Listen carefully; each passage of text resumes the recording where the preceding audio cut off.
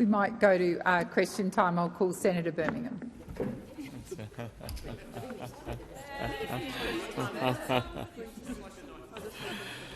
Well, thank you, President. President, my question is to the Minister for Foreign Affairs, Senator Wong. Does the minister believe it was appropriate to deliberately hide from the United States until the day before its public release the decision of the Albanese Labor government to axe the National Space Mission for Earth Observation program? What knowledge did the minister have of this deliberate strategy? Thank you, Senator Birmingham. Minister Wong. Thank you, President, and I note your generosity to the opposition in citing question time early. Senator Birmingham, I don't agree with the way in which the question has been put to me. Our relationship with the United States is deep and enduring. We have significant cooperation on space, and in relation to this particular budget decision, the United States was advised ahead of time, as was appropriate. In terms of my engagement, this is obviously a budget decision. So the minister's been a finance minister; he'd be aware of budget processes in relation to that. We obviously have. And I'm a member of the Expenditure Review Committee, Minister, so that's why I was trying to allude to that, but I'm happy to explain it. We have had to make some tough choices, which is why this government has found budget savings to rein in the deficit to tackle inflation. We've started the hard work to rebuild fiscal buffers. Unlike those opposite, we're actually delivering on that, as opposed to making sure we have mugs on our parliamentary desk saying "back in black." A lot of mugs over there. But what I would say to the minister is, I was pleased at AUSMIN to be part of further announcements in relation to space programs, with an announcement which was made with the Deputy Prime Minister, Secretary Blinken and Secretary Austin at the Brisbane AUSMIN in July, which probably indicates our view about the relevance of this matter of space coordination to our relationship and to our ongoing cooperation across a range of fronts. The time for answering has expired. Senator Birmingham, first supplementary. Thanks, President. Supplementary question. Why was it, and I quote from government emails released under Freedom of Information laws, an express preference from the minister and PMO that the US be notified no earlier than Wednesday, the day prior to announcement? Did the minister or her office express concerns with this deliberately tricky and deceptive approach, or did the government not trust the United States with the information? Thank you, Senator Birmingham. Minister Wong. It's really disappointing to see a senior member of the opposition, the alternative government, in fact the Shadow Minister for Foreign Affairs and the former Trade Minister, to speak in those terms about our ally. Or imply for political purposes, imply for partisan political purposes, any issue with our ally. It says something about you. It says something about you and about the way in which you approach foreign policy in this place, Senator Birmingham. But what I would say to you is this. You asked the minister in the question, I think, a couple of times, one referring to me, the other time I assume referring to Minister Husic. Quoting from your FOI. Well, I assume the minister you are referring to was Minister Husic, because you were quoting from the DISA FOI. So I'll answer the question in two parts. First, in relation to the first part, the US was advised ahead of time, as well was appropriate, and I can confirm that— Thank you, Minister. The time for answering has expired. Senator Birmingham, second supplementary. Thanks, President. Second supplementary. Was the Albanese government truthful in all of its dealings with the United States, particularly during the visit to Australia by NASA leadership in March this year? Or did ministers and officials mislead the US by pretending that the National Space Mission for Earth Observation program was continuing for months after the budget cut was already determined? Thank you. Senator Birmingham. Minister Wong. Well, I'm asked a question about truthfulness by a former member of the Morrison cabinet.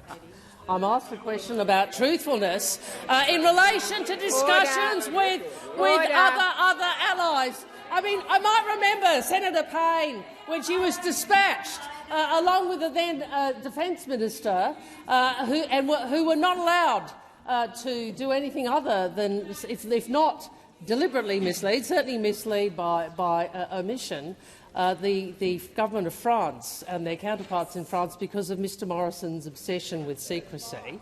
What I would say to you is that we have, as you might recall from Senator Blinken's comments at Osmin, we have not only an historically deep and trusting relationship with the United States, but as a matter between principles, we work extremely closely together, and we are good friends. And Thank you, Minister. The time treat for answering has expired. Senator Marielle Smith. My question is to the Minister for Foreign Affairs, Senator Wong. Can the Minister update the Senate on the ASEAN-Australian Summit and the East Asia Summit Leaders Meeting held in Jakarta last week?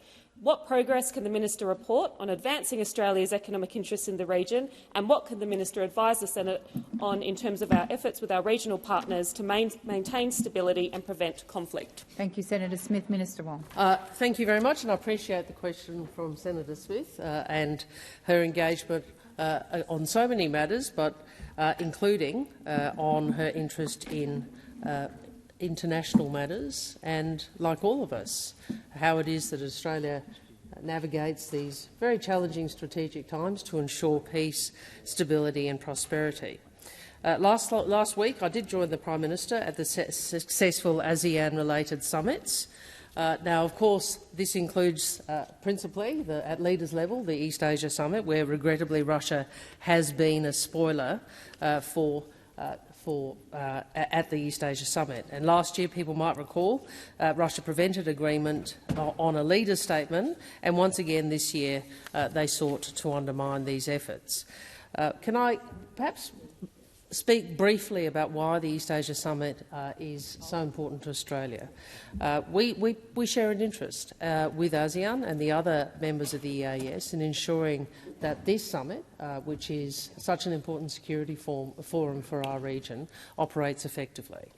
So we played an active role in overcoming Russia's efforts and securing a negotiated East Asia Summit leaders' statement. We also supported an additional strong chair statement by Indonesia that demanded Russia's complete and unconditional withdrawal from Ukraine. And that statement recognised the need for all East Asia Summit participating countries to promote open channels of communication to reduce risks of misunderstanding and miscalculation and prevent conflict in our region. Those who have been paying attention will recognise that those channels are the kind of guardrails for practical conflict prevention that the Albanese government has been calling for. In Jakarta, the Prime Minister also notes the Southeast Asia Economic Strategy to 2040, as developed by Nicholas Moore. The strategy maps out trade and investment opportunities in the region, which is, of course, a part of how we ensure we reduce reliance on any single trading partner. Senator Marielle Smith, first supplementary. Thank you, Minister. I note that after the ASEAN-Australia Summit and the East Asia Leaders Meeting, the Prime Minister travelled to Manila for the first bilateral visit by an Australian Prime Minister in 20 years. Why did the Prime Minister prioritise this visit, and why does it matter to Australia? Thank you, Senator Smith. Minister Wong. Thank you. I'll take the interjection, and I'm happy to talk about Myanmar, but right now it is an important bilateral relationship, the Philippines, and one I hope there's bipartisan support for. I mean, this was the first bilateral visit by an Australian Prime Minister in 20 years. And that is a clear statement of our government's intent and priorities. You see, we have always understood, Labor has always understood, that Australia needs to work with the countries of Southeast Asia to achieve our security interests in a stable region where sovereignty is respected. It is less known about former Prime Minister Whitlam's visit to China that on the same trip in 1971 he also visited Japan and the Philippines. Australia and the Philippines have common strategic and economic interests, and there is more we can do together. While in Manila, the Prime Minister announced the elevation of our relationship to a strategic partnership. This means we will work even more closely with the Philippines to contribute to strategic balance and to shape the region we want. Senator Smith, second supplementary. Minister, over the weekend, the Prime Minister attended the G20 leaders' meeting in New Delhi. Can the minister update the Senate on the outcomes of that meeting and why engagement in the G20 is so important for Australia? Minister Wong.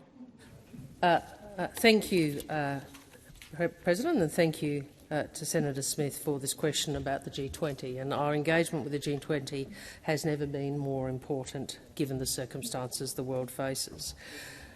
As I said, we all know that Russia has been a spoiler at key international meetings. But despite their efforts over the weekend, the G20 delivered a strong consensus message on Russia's war in Ukraine.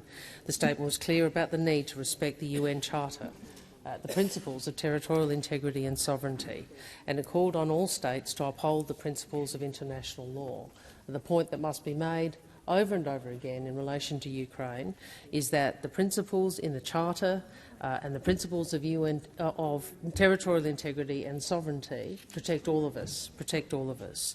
In several key aspects, this statement was stronger than last year's, but especially in relation to food and energy impacts of Russia's war, which are so important to our regional partners and in the global south. We will continue to push for war, The time and for continue to answering stand has with expired. Ukraine. Senator McKenzie. Thank you, Madam President. My question is to the Minister for Foreign Affairs, Senator Wong. I refer the Minister to comments made last week by the Minister for Transport, Catherine King, when she said regarding the government's rejection of Qatar Airways, "I consulted colleagues prior to the decision, but the decision was mine." Can you confirm, given Minister King's claim she consulted with colleagues, that you, as this nation's Foreign Affairs Minister, were consulted prior to her making the decision in the national interest on a matter of foreign relations? And if so, what was the nature of that consultation and what date did that or those conversations occur? Thank you, Senator McKenzie. Minister Wong. Thank you, President, and thank you to Senator McKenzie for the question. Obviously, this is a decision that was a decision of Ms King's. I'd make the point that this was a decision that, in fact, changed nothing. It was a decision that this is a decision that went to the status quo, and Minister King made a decision. As the Minister for Transport, Regional Development and Local Government, Minister King has confirmed she consulted with a number of colleagues and weighed a matter in a range of matters in determining whether an expansion was in Australia's national interest. As Minister for Foreign Affairs, I was one of the ministers consulted. I do not intend to go into the detail of those consultations, and I can probably point you, Senator McKenzie, to many occasions where Senator Payne said the same thing in answer to my question.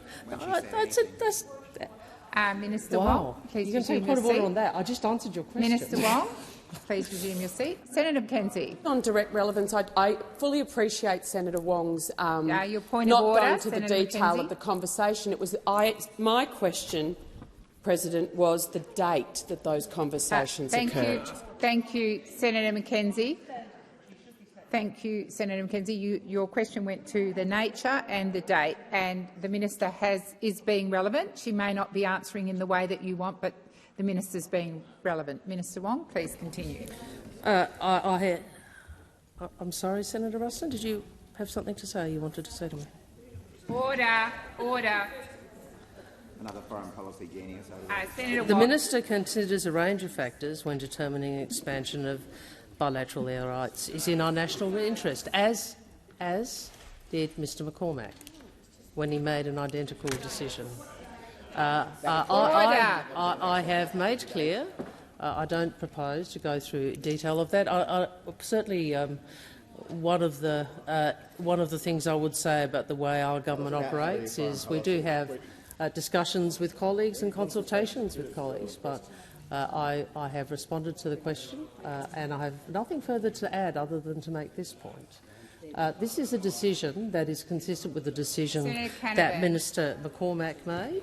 It's also consistent with the decision that others have made on that side, that is to look at what is the national interest. The time for answering has expired. Senator McKenzie, first supplementary. Thank you. Minister, what date were you informed of the decision to deny Qatar Airways application?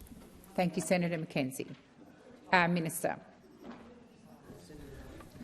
I will confirm this, Senator McKenzie, but my recollection is I became aware of that decision after the decision was made. But I will confirm that. Senator McKenzie, second supplementary. Order. I've called you, Senator. Order. Order on my left. Order on my left. Order. Senator Cash. Order. Order. This is wasting time. I called you, Senator McKenzie. Thank you, Madam President. Minister, did you inform the Qatari Foreign Minister or Ambassador before the decision was made public?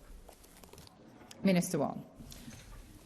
I'd make the observation that it would not be normal practice for a lot of those bilateral engagements to be conducted in the public eye, Senator McKenzie, and I would invite you to perhaps engage with colleagues who have held this portfolio.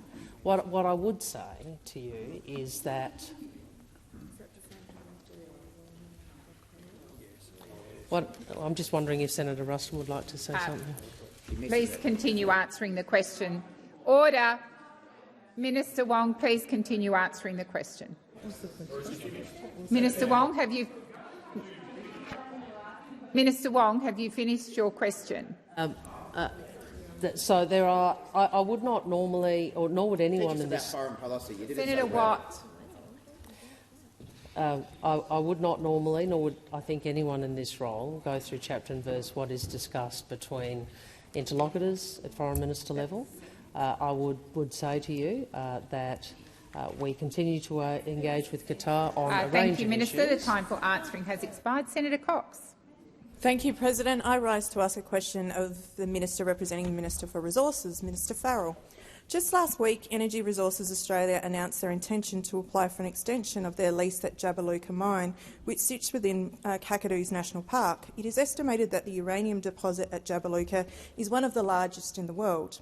This comes off the back of concerns of ERA being able to fund rehabilitation at the nearby Ranger mine.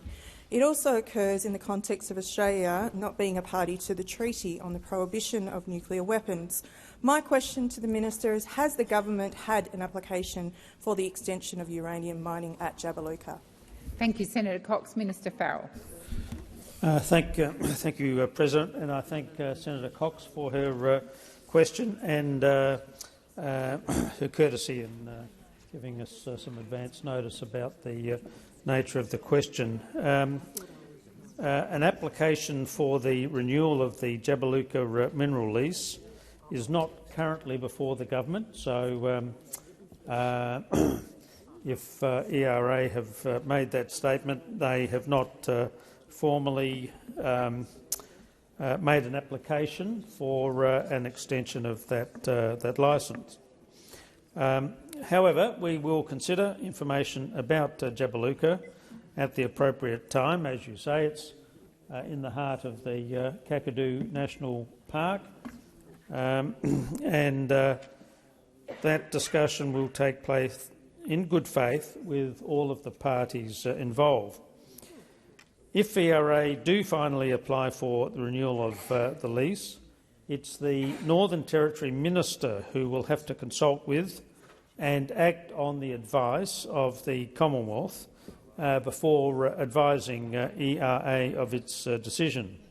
And we note that ERA and Rio Tinto have expressed commitments to the long-standing Jabiluka long-term care and maintenance agreement that provides that Jabiluka will not be developed without the consent of the Mirarr traditional owners. And of course it's understandable that the traditional owners and those working on country apply appropriate scrutiny to any decision that or any application that might be made. The Albanese government is committed to sustainable mining to protect our pristine environment, and that's why we're establishing the national— Thank you, Minister. The time for answering has expired. Senator Cox, first supplementary. Thank you, Minister. At the recent Labor conference in Brisbane, this Labor government reaffirmed their commitment to sign the Treaty on the Prohibition of Nuclear Weapons. Whilst there is talk of more uranium mining, does this government have a timeline for signing the Treaty on the Prohibition of Nuclear Weapons? Thank you, Senator Cox. Minister Farrell. Thank you, President, and thank Senator Cox for her first supplementary question. There is, of course, a difference between mining uranium and, of course, the proliferation of nuclear weapons. But as you say, this issue was discussed at the recent ALP National Conference, which I was present at. And can I say this, Labor has a proud history of advocating for non-proliferation and disarmament and is committed to the goal of a world without nuclear weapons. And we support the treaty. Minister Farrell, please resume your seat. President, just a point on relevance. My direct question went to a timeline. So with the last 16 seconds, can you point the Minister in the direction of the timeline, please? I believe he is being relevant. Minister Wong. I apologise to Senator Cox and the President because I was just distracted, but I would raise again. It doesn't sound to me like this is a supplementary question from the original question. In fact, the treaty TPNW is probably better addressed to my portfolio, not as a resources portfolio, and in fact a number of others have raised it.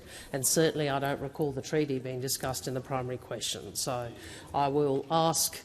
Obviously, the Minister can answer what he is able to in his portfolio, but I again request that we look at whether or not supplementary questions are in fact supplementary. Senator Cox, I have sought advice, and the clerk has advised me that you have jumped portfolio, and as Minister Wong has informed you that Senator Farrell will continue to answer the question. Yes, Senator Cox. Yes. Can I just clarify that the words treaty and the prohibition of nuclear weapons was actually in the original question, yes. But I appreciate Senator Wong's thank you, Senator Cox, and I noted the word was there, but I'm nevertheless advised that you have jumped portfolios. Senator Farrell. Thank you, President. And the government is engaging constructively to identify realistic pathways for nuclear disarmament. And for this reason— thank you, Minister Farrell. The time for answering has expired. Senator Cox, second supplementary. Thank you, President. It seems that there are only a few large shareholders at ERA that want this extension. Will the government commit to not allowing uranium mining to continue at Jabiluka's mine site? Thank you, Senator Cox. Minister Farrell. Thank you, President, and thank Senator Cox for her second supplementary question. The truth of the matter, I think, Senator Cox, is that we don't wish to preempt what may happen at some stage into the future. In fact, it would be, I think, inadvisable, particularly for me, to make a comment in relation to that. An application for the renewal of the Jabiluka mineral lease is not currently before the government, and the Albanese government is committed to sustainable mining to protect our pristine environment.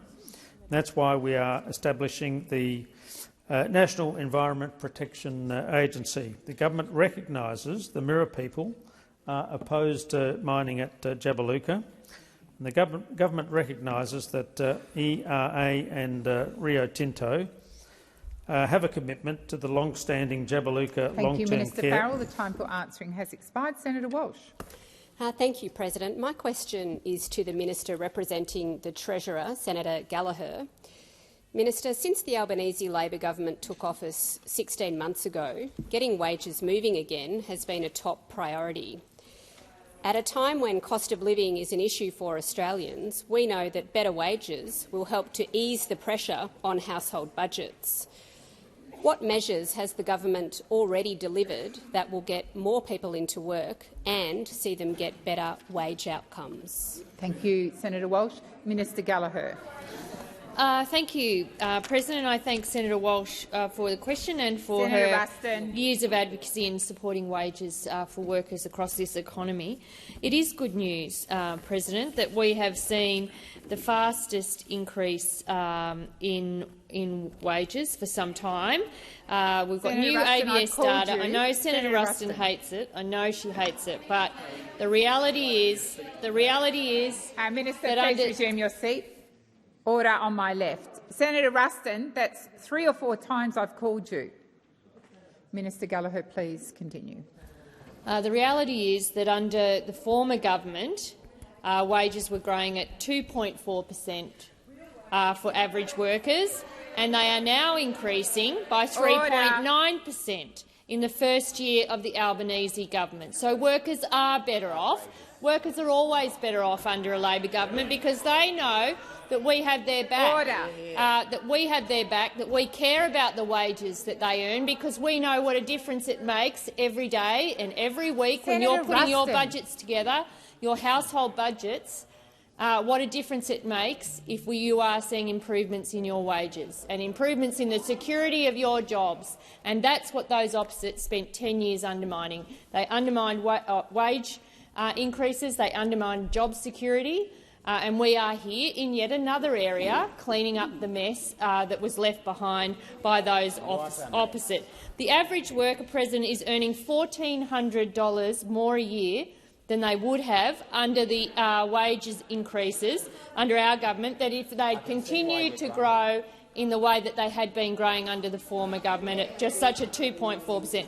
That's $1,400 more for the average worker to help pay their bills, put food on the table and to deal with some of those cost of living increases. So workers are better under wages from wages under this government, and they always will be, because those opposites spent their whole time trying to undermine them and make sure wages went backwards. The time for answering has expired. Senator Walsh, first supplementary. Well, thank you, Minister. You just outlined an impressive record on wages for the first 16 months of this government. We know the Albanese Labor government is not wasting a day to support the economy, but there is more work to be done. What is next on the government's agenda to boost productivity growth and keep wages moving in the right direction? Thank you, Senator Walsh. Minister Gallagher. Thank you very much, President. While there has been a lot done, we know there is a lot more to do, and that's why we're working on expanding the productive capacity of the economy. Another area where we inherited the worst productivity growth for the past 60 years was under the decade, just so happened to coincide with the decade that those opposite were in charge, turning up and doing nothing, as usual. We are now rebuilding Australia's industrial capacity through the National Reconstruction Fund, supporting the transformation to net zero, again something still controversial for those opposite, building a bigger and better trained workforce through our skills agreement. We're leveraging capital and lifting investment. We're delivering more efficient markets. We're reforming our economic institutions. We turn up every day to work in the national interests of this country. We don't miss an opportunity. There's a lot to do to improve productivity across this economy, but this government is focused on it, as we are on wages and conditions for working people. Thank you, Minister. Senator Walsh, second supplementary. Thank you. The former government had low wages growth as a deliberate design feature of their economic architecture, which resulted in a decade of wage stagnation for Australians. How does the Albanese government's productivity agenda, with a focus on getting wages moving again, differ from that of the former Liberal National government? Thank you, Senator Walsh. Minister Gallagher. Thank you, President. Well, remember those opposite how when there was talk of minimum wage workers getting an increase of $1 a day, how the world was going to end, the sky was going to fall in. Well, that tells you everything you need to know about the policies of those opposite. Unlike them, we want to see strong, sustainable wages growth as part of the solution to cost of living challenges in our economy. We don't see it as part of the problem. And now, by delaying consideration of the Closing Loopholes Bill, those opposite are now delaying further pay increases for mine and aviation workers. But should we be surprised? Because this is in their DNA, to make sure that wages are kept low, conditions are in favour of the employer, not the employee. They're delaying minimum standards that will save the lives of gig workers. They voted to trap permanent casuals in insecure work for longer. They voted to delay the criminalisation of wage theft, and they've spent the entire time in government keeping wages low and holding workers back, and nothing's changed with them in opposition. The time for answering has expired. Senator Roberts. Thank you, President. My question is to the Special Minister of State, Senator Farrell. The Constitution requires the proposed law to be submitted to the electors so electors can see what they are voting on in a referendum. Minister, do you agree the proposed text to be included on the ballot paper is the full text of the proposed law change as contained in the enabling legislation the Constitution Alteration, Aboriginal and Torres Strait Islanders Voice 2023. Thank you, Senator Roberts. Minister Farrell. Thank you, President, and thank Senator Roberts for giving me the courtesy of some advanced knowledge of this question. Well, some people just like me. I hate to say, I can't help it, but some of them actually get a better. Some of them actually get a better answer if they, give me a bit of advanced notice. Hard to believe, I know. Look, I have been made aware of that there are claims by one legal academic that the form of the proposed constitutional amendment and/or the ballot paper question do not satisfy the constitutional requirements for a referendum. But the referendum legal issues have been considered in detail by the Constitutional Expert Group, the Solicitor-General and the Parliamentary Inquiry, and this gives me some assurance that the amendment and the question are legally sound, Senator Roberts. Historically, all referendum ballot papers questions have either used the short title until 1951 or the long title after 1951 of the Constitution alteration that passed through the Parliament. The question for the Voice uses the long title, consistent with the practice for over 70 years. The government is aware of a potential challenge to the ballot paper reform. This application has not yet been accepted by the High Court and is therefore not an active proceeding.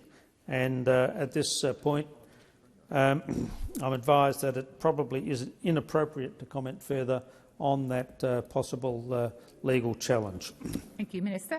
Senator Roberts, first supplementary. Thank you. Section 128 of the Constitution makes no provision for a summary of the change to appear on the ballot paper. Section 128 requires the proposed law change to be submitted in full. Form B of the Referendum Machinery Provisions Act 1984, which allows for a summary, is in breach of Section 128 of the Constitution.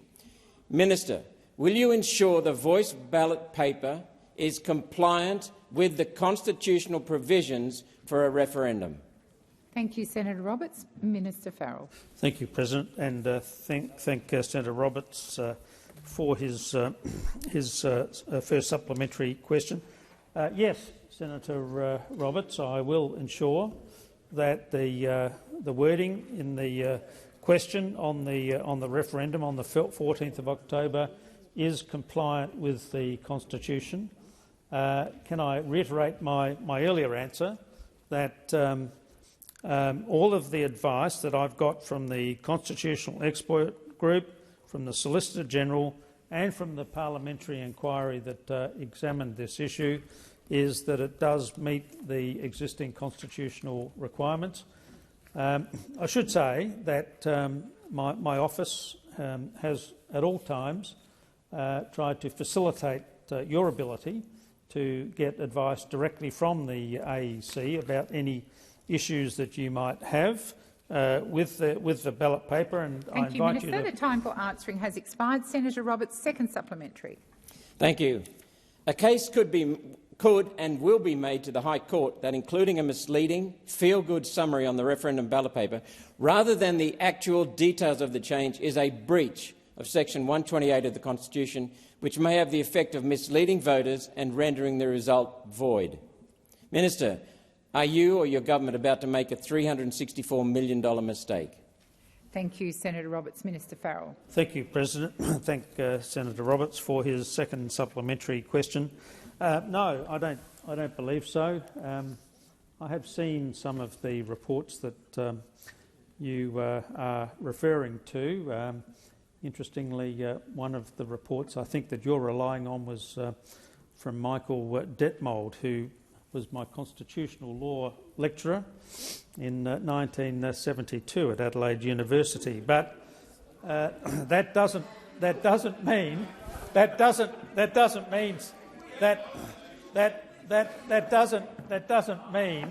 Senator Roberts, unfortunately, that everything he may or may not say is correct. But Look, you'll be surprised, Senator Scarr. I did. That's I not only passed Constitutional Law 1, but I passed Constitutional Law 2. That was even more surprising. Thank you, Minister. No. The time for answering has expired. Senator Brockman first. Senator Brockman. Thank you, Madam President. My question is to the Minister representing the Treasurer, Senator Gallagher. Minister, what was the real wages outcome for the financial year 2022-2023? Minister Gallagher. Thank you, and I thank Senator Brockman for the question. Well, if you listen to my previous answer, I was talking about how wages are moving faster than they have. Look, I know, get excited, but we've currently got 1 minute and 45 seconds for me to answer this question, and I intend on taking every last second of it. Because wages are something that matter to this government, unlike you, who had it as a deliberate design feature of your economic architecture to keep wages low. Please resume your seat. Senator Brockman. President, this was an extraordinarily narrow question. Past rulings from presidents have indicated that a glancing reference to the opposition is acceptable. We only have a very narrow question, and I ask you to draw the minister to the question or sit her down. Thank you. Thank you, Senator Brockman. Order on my right. Order. Senator Watt. Order. Senator Brockman, I will remind the senator of your question, and I'll also remind you that the senator said she intended to answer it in full. Minister Gallagher. I did say I was going to answer it in full, and I am going to take the time that's allocated to me to answer it. And I can understand why those opposite don't want to hear an answer about wages, because it was such an appalling feature of their economic plan was to keep wages low and to ensure that working people didn't get the wage increases that they deserve to deal with the cost of living. And to ensure living standards remained high. Now, as Senator Brockman, or former President Brockman, with that instruction that he gave me in the point of order to you, Madam President, would know, that we are experiencing a period of high inflation. So that does impact on real wage outcomes. And we have said that inflation is staying higher for longer than we would like. And the highest quarter of inflation actually occurred under the former government's watch in the March quarter of 2022. So whilst inflation remains high and wages are improving, and they are improving, then real wage outcomes will be affected. And we are seeing that. It's forecast in our budget. Well, you all have the budget papers in front of you. I know what you're trying to do. I am being honest about the issue.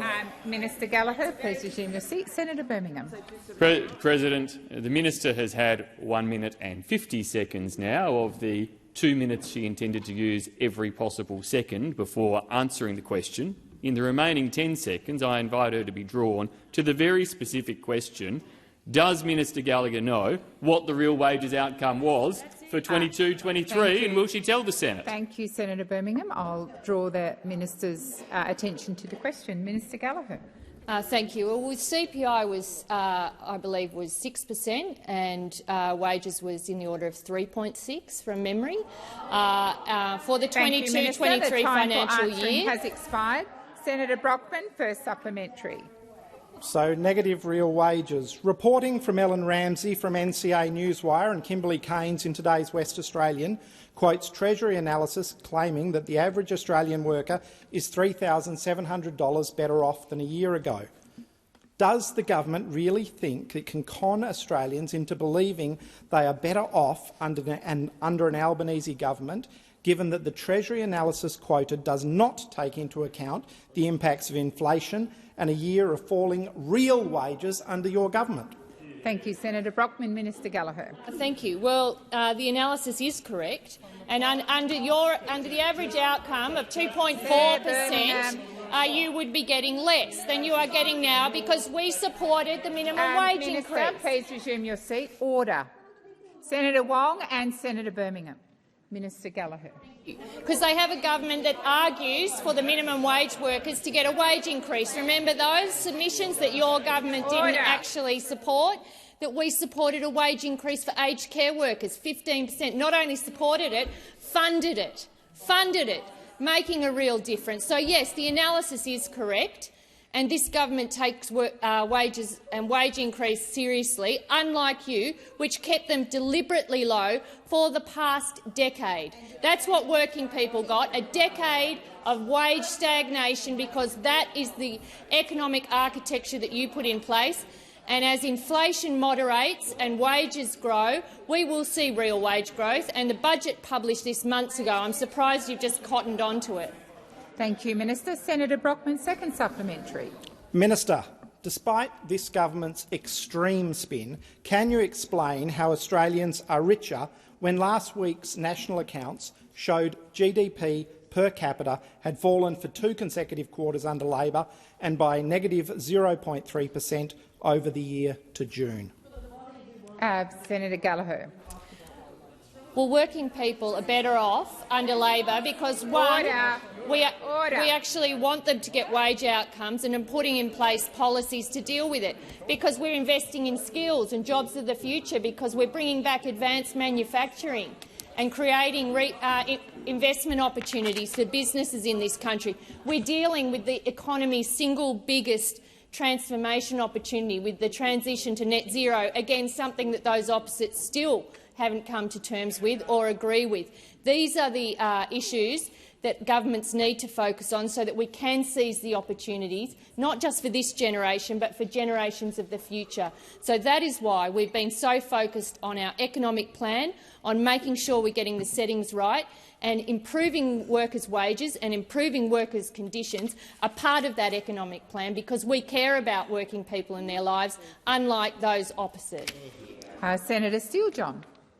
Thank you, President. My question is to the Foreign Minister. Today marks 50 years since the Pinochet regime came to power in Chile. Given the extensive evidence of Australian ACES support for the coup, will the Minister commit to apologising to the Chilean people and declassifying related documents so that the Australian community and the Australian nation can avoid making the same horrible mistake again? Thank you, Senator Steele-John. Minister Wong. Thank you, President, and thank you to Senator Steele-John for the question. And yes, I am aware of the coup d'etat in Chile, which took place this day in 1973, and that has been, I think, the tragedy that was has been well documented.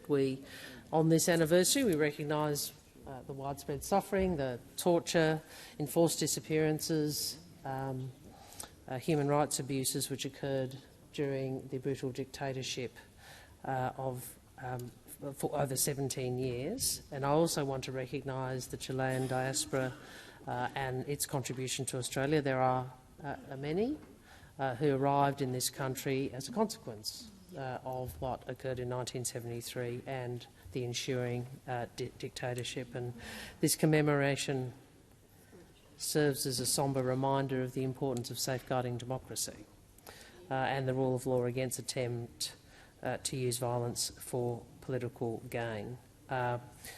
In relation, I do have some concerns about some of the commentary that's been engaged in by the Greens political party. I appreciate the position you have on the US alliance. It is not the position. It is not the position that this is. Would you like me to respond, or you just want to? You can all Minister talk. Wong. I beg your pardon, Senator Steele-John. I thought you were holding up a document, but you're seeking a point of order. Can't stand. This is how I appreciate that, but usually you raise your hand. I thought you had a document. Thank you, President. On relevance, my question specifically related to the Minister's giving to the Senate a commitment to declassify documents related to ACES's involvement in the coup. I would ask you to draw her to that element of the question. Senator Steele-John, your question had a very broad preamble, which the Minister is also entitled to address her response to. the minister is being relevant. Minister Wong. I was actually making the point, Senator Steele-John, that whilst I understand that you have your political party and you personally have different views on the US alliance, we do not share those views. Well, Senator Shoebridge, is it your question or is it Senator Steele-John's? Well, I'm happy for you to take a point of order, Senator Shoebridge. Senator Wong, I'll call Senator Shoebridge to order. Senator Wong, have you finished your contribution? Order. Senator Shoebridge, I've called you to order. Minister Wong, have you finished your contribution? And I note that some of the commentary from the Greens has very much focused on the alliance point. Thank you, Minister. Senator Steele-John, first supplementary. Thank you, President. Minister, other countries have or are in the process of declassifying documents relating to their involvement 50 years ago. Nearly 300 Chilean Australians have signed an open letter addressed to the Department of Foreign Affairs asking for the declassification and acknowledgement of ACIS involvement. Minister, why will you not show transparency on this issue and ensure the community knows what was done in their name in the lead-up to the coup of '73? Thank you, Senator Steele-John. Minister Wong.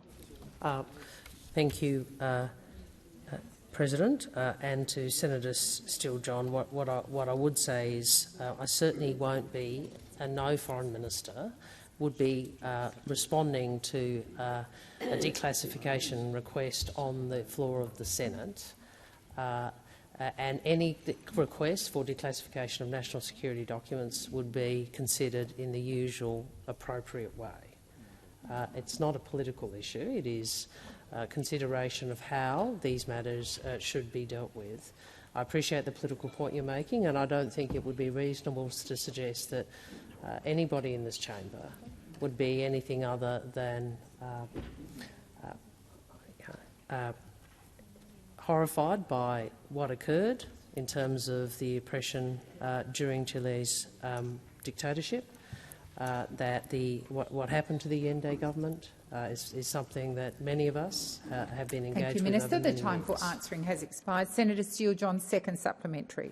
Will the government commit at least to making reparations to Chilean Australians impacted by the coup Australia was involved in, and reform the ACIS security apparatus so that the Australian community and its intelligence agencies are never again brought into a campaign to destabilise a democratically elected government on behalf of the United States?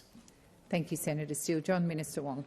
Well, I think it's QED on the US alliance point, which is the point I was making to start at the start of my answer. But what I would say to you is governments of the day, I mean, the security agencies serve the national interests and they are subject to oversight from ministers and increasingly from entities like the Parliamentary Joint Committee on Intelligence Services, which I served on, and that is a good thing. They should be subject to oversight. But ultimately, political decisions are matters for which politicians should take responsibility. And I think Labor's position in relation to the coup, the overthrow of the Allende government, a duly elected government, and the subsequent dictatorship can be demonstrated by Labor history. Thank you, Minister. Senator Grogan. Thank you, President.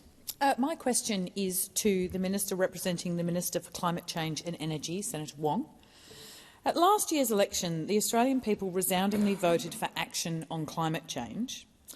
Can the Minister please explain to the Senate how the Albanese government is getting on with the job of reaching our legislated climate targets and delivering cleaner, cheaper energy for the Australian people?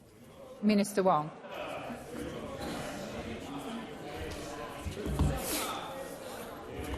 Be patient. Be patient. Thank you, President. I'm happy to take another question from another great South Australian senator, two in a row to me, and I'm very grateful for that, on the issue of climate targets. And I'll take the interjections from those opposite. We were all reminded about the fact that there is one party who voted against price release. That's right. Price relief for Australian families, and that's those opposite. Well, Australians did vote for us to work to deliver cleaner, cheaper and more reliable energy, and that is the action that the government is seeking to take. Yet, despite the very clear message from the Australian people at the last election, it's quite clear that those opposite still don't get it. And you know when we last saw that? We saw that over the weekend at the Nationals Federal Conference. The Nationals Federal Conference, I missed it, but I came back to all these wonderful quotes. Member for New England, Mr Joyce, submitted a motion that called on the federal party room to, quote, abolish its policy of net zero, end quote. And who lined up to support it? Mr Pitt and Senator Canavan. And of course, the Liberal leader, Mr Dutton, tried to shut down the chaos by saying, actually, they might be saying that, but the coalition had recommitted to net zero. And as for the national leadership team, well, I tell you what, such leadership, they abstained. They abstained. Oh my goodness! You've got the man who wants to be the Prime Minister, the alternative Prime Minister of Australia, Mr Dutton, saying we've recommitted to net zero. You've got Mr Joyce looking to abolishing the policy of net zero, and then the leadership from Mr Littleproud. Senator Wong, order on my right. Senator McDonald. Point of order. I think we're all fascinated to hear about lower electricity under Labor. That's not a point of order, Senator McDonald. Minister Wong. Oh well, yeah. What I'd really like is for the Nationals to stand up and explain to us how it is that leadership is demonstrated by abstention. Minister Wong. Senator Grogan, first supplementary. Thank you for that answer. There are so many things to refer to over the weekend's extravaganza from those opposite. Can the minister please inform the Senate why large-scale renewable energy projects are so important to deliver cleaner, cheaper energy to the Australian people, with the flourish of leadership that we see from Senator Wong? Thank you, Senator Grogan. Minister Wong. Well, investing in renewable energy is not only cleaner, it is cheaper for households, businesses and industry, and we are working with state and territory governments to improve energy security and reliability by attracting investment in firmed renewables. The CEO of the Australian Energy Market Operator said projects that do this will play a key role in protecting Australians from energy risks and challenges ahead. But what do we see from those opposite, and particularly the leadership of the Nationals? Well, first, we see the great leader, the member for Maranoa, not only abstaining on the motion I referred to in the primary, but publicly calling for a pause in the rollout of renewable energy. A pause.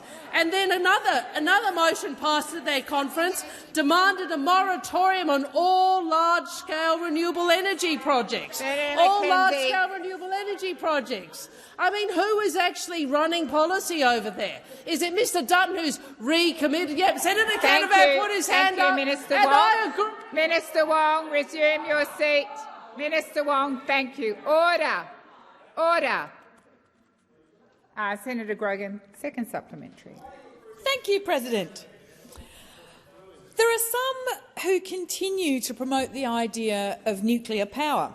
Can the minister please outline why scientists, industry, business and governments have not pursued nuclear power? Thank you. Before I call the minister, Senator McKenzie, before I call the minister, I would ask that Senator McKenzie, if you have something to say, take some time during the week. Senator Canavan, are you on a point of order? Look, I respect your ruling there, President, but I mean, we have had a question which just has almost obsessively and exclusively focused on the opposition, or one of the opposition parties' political conference. I think it's fair to have some leeway. Then I've got no problem with Senator Wong doing that, but if you're going to give it, you better be able to receive it too. Senator Canavan, the opportunity for receiving it is not question time. It is other opportunities during the week. I would invite I would invite senators, particularly on my left, not to interject because the minister is entitled to respond to interjections. Minister, please continue. Thank you. It is widely known that even small modular nuclear reactors are tracking up to be up to five times more expensive than firmed wind and solar in 2030. I don't know whether all the economic, sort of rational economic thinkers are over there. 5 times more expensive. Nuclear costs rose 36% between 2009 and 2021. Solar costs fell 90% and 72% over the same period. But what we know is those opposite don't prefer ideology to evidence. Ideology to evidence. And, you know, last week it's been reported that at their party room, they had members put the idea of nuclear power plants on the agenda. They're clearly keen to add to the 22 failed policies. They want another one. They want to add to the 22 failed climate and energy policies, whether it's underwriting new coal, while businesses were backing renewables or nuclear. Thank you, Minister. We the know time where for they answering are. has expired. Minister, please resume your seat. Senator Chandler. Thank you, President. My question is to the Minister for Trade and Tourism, Senator Farrell. I refer the Minister to comments made last week by the Minister for Transport, Catherine King, when she said regarding the government's rejection of Qatar Airways, "I consulted colleagues prior to the decision, but the decision was mine." Earlier that day, you yourself, Minister, remarked on ABC's RN Breakfast, "We've been pushing the expansion of flights with a whole range of countries at the moment. I can't say that I specifically had a conversation with her, but I'm aware her department made it clear they were dealing with this issue and going to make a decision." Can you confirm that, despite Minister King's claim she consulted with colleagues, that you, as this country's Minister for Trade and Tourism, were not consulted prior to her making a decision? And what date did you learn that she had made the decision? Thank you, Senator Chandler. Minister Farrell. Thank you, President, and can I thank Senator Chandler for her question. Look, you're correct. I was asked about this issue on Radio National last week by that very good journalist, Patricia Karvelis, who wanted— shout out to her. She asked me that very same question, President, and this was the answer I gave. Look, I can't say that I specifically had a conversation with her, but I'm aware that her department made it clear that they were, dealing with the issue and going to make a decision about it. And I note that Minister King was in fact asked this question in question time in the other place today, and she said, and very clearly said, "I consulted with relevant colleagues as to the normal, proper process." But can I make it very, Order. Minister Farrell, please continue. Well, Senator McKenzie, it was Senator Minister McCormack who made the very same decision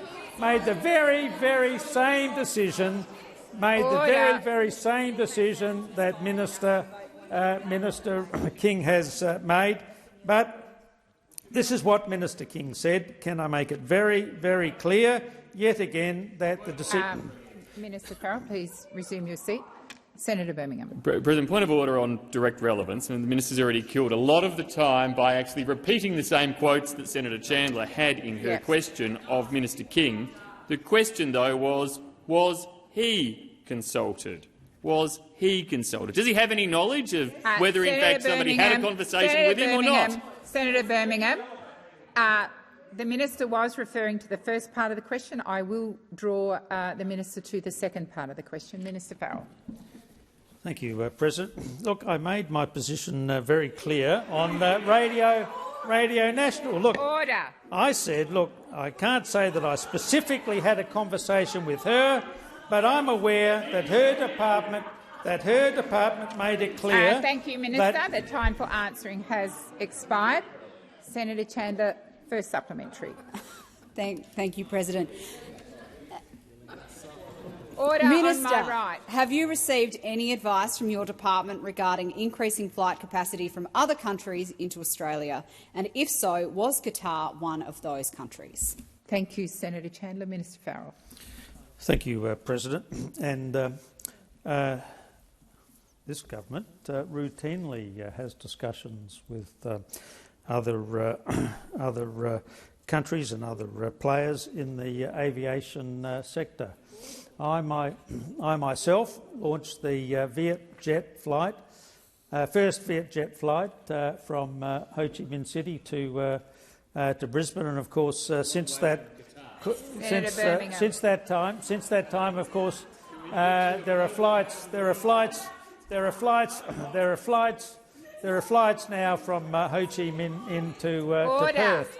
Order.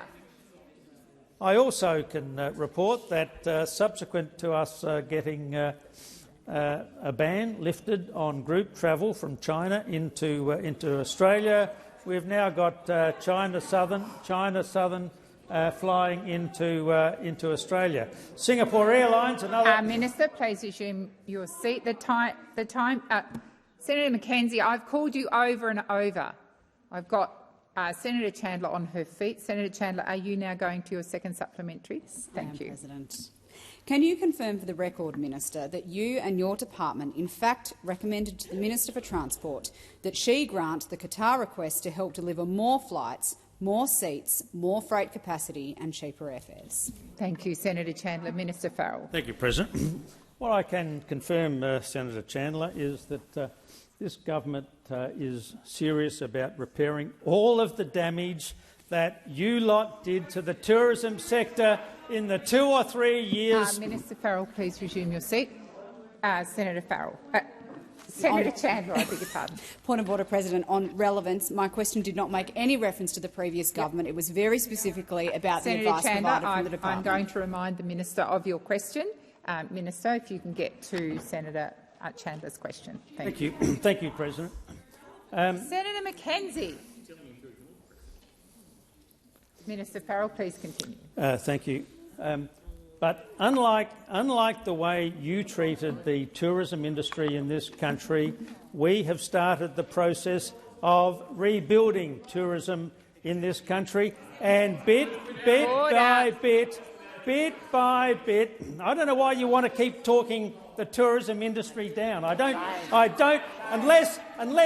unless your strategies while in government were part of a general strategy to undermine the tourism industry. We don't want them undermined. We want to rebuild. We want to rebuild the tourism industry that you sought to destroy. The time for answering has expired. Senator Wong. I ask that further questions be placed on notice.